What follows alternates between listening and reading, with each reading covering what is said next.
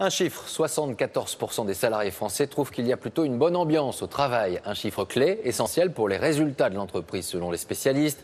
Et certains dirigeants souhaitent aller encore plus loin. Ils ont fait le choix d'investir dans le bien-être. Le bureau doit être un deuxième cocon afin d'optimiser les performances. Alors quelles sont leurs idées, leurs solutions? Eh bien c'est le grand format de ce soir. Il est signé Isabelle Saboureau et José Bougestec. Ah, ça monte bizarrement au niveau du cardio. Un coach, une salle de sport ouverte 6 jours sur 7. Nous sommes ici sur un lieu de travail. À quelques étages de leur bureau, ces salariés viennent entre deux rendez-vous soigner leur bien-être. Vous pensez que grâce à ça, vous êtes entre guillemets plus rentable, plus mobilisable? Je pense que oui. Oui, vraiment. Oui. Je pense qu'on a plus Oui, on a moins de stress, donc je pense qu'on est vraiment plus rentable, oui.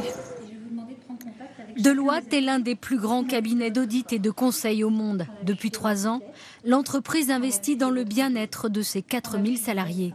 Cours de sophrologie, tablettes, smartphones pour tout le monde, des canapés moelleux pour les réunions et cette charte signée par tous les managers qui s'engagent à préserver la vie privée des salariés.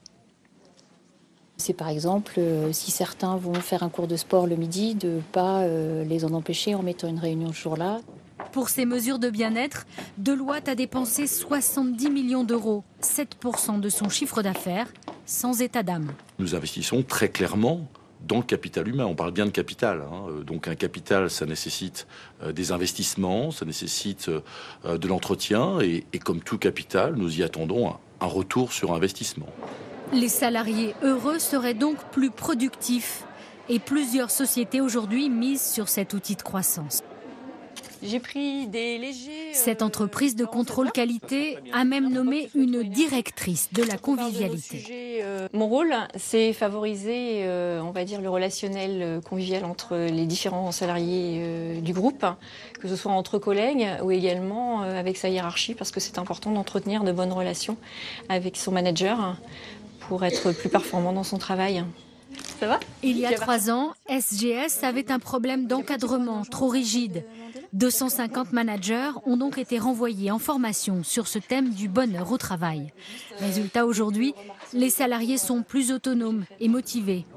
Là aussi, le directeur a fait ses comptes. Avec une baisse de l'absentéisme de 0,3%, du turnover de 2% et une mobilité interne en hausse, l'entreprise est gagnante. Sur un an, on peut dire grosso modo que le développement de la convivialité nous a sans doute fait gagner 300 400 000 euros. Tout ça, c'est lié à la notion de confiance. Une confiance et un épanouissement pris en compte par seulement 17% des directions des ressources humaines du pays, contre 42% dans le monde. Si le bien-être reste associé en France au massage et aux soins de beauté, dans les pays anglo-saxons, derrière le mot traduit « well-being », il y a de la recherche, des études et surtout une organisation du travail. À suivre dans un